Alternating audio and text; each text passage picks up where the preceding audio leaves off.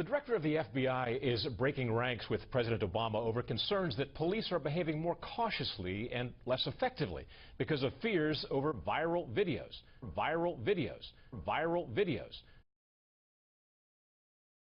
The phenomenon that you just heard explained is the Ferguson effect. The Ferguson effect argues that increased public surveillance of police officers has led to a rise in crime. Since officers know that they could be recorded, they are less likely to engage in potentially confrontational situations. This theory was immediately popularized after the tragic death of Michael Brown in Ferguson, Missouri. Many criminologists vehemently refute the Ferguson effect theory and suggest that it is simply a rhetorical tool to disempower community members who are armed with Facebook Live and cell phone videos. Both police officers and community members recognize that cell phone video recordings significantly influence the narrative that is told and retold to the general public. He gone, dog. Yeah, he gone. He gone. He gone. They stood over him yeah, and shot him some more when he was on the ground. Yeah, that's what they said. Shot him some more while he was on the ground. Historically, police officers held a disproportionate amount of power to control the narrative. Could body cameras challenge that power? When analyzing the potential for body cameras to disrupt the police's ability to control the narrative surrounding policing encounters, we must keep in mind that body cameras play a multidimensional role in this power struggle. Some believe that body cameras will inherently empower community members, but this overlooks the reality that law enforcement can and also do actively reappropriate body cameras to neutralize its potential to challenge their authority. In certain situations, body cameras could actually exert a net effect of strengthening and not lessening the police's authority. To help us understand this power struggle, let's take a look at the shooting of Laquan McDonald in Chicago, Illinois. McDonald was a 17-year-old African-American teenager who was shot and killed by a white police officer. The shooting sparked outrage after video footage became public. The video appeared to show McDonald being shot in the back even though he was walking away from the cops. Technically, the footage was from a police vehicle's dash cam rather than from a body camera, but the overall idea is the same, and the public outrage actually directly led Chicago to implement a body cam program.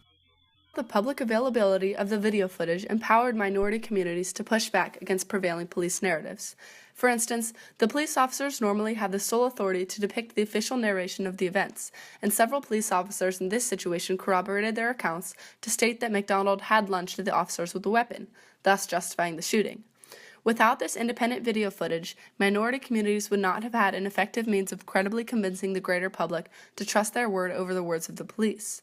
Similarly, the video helped neutralize another key aspect of the police's advantage, their cozy relationship with the politicians and prosecutors.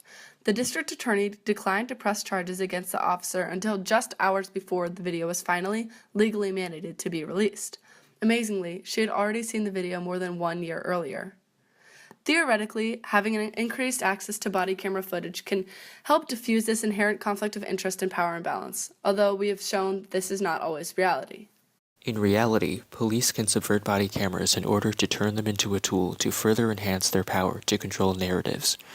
Just as police have historically controlled narratives by deciding what information is valid and what information isn't, they can subvert the use of body cameras in many ways, such as by cherry-picking when they have to record their interactions, or by selectively only releasing the videos that happen to support their desired narrative. In New Orleans, the officer claimed that she turned off her body camera because her shift was about to end. In Utah, the excuse was that the officer was inexperienced. Back in Chicago, the video recordings that do exist consistently lack any accompanying audio. And politicians also play an active role by providing legislative reinforcement. For instance, the state of North Carolina recently enacted a law that explicitly declares that body camera footage is not part of public records, and that there is no right for the public at large to demand the release of footage.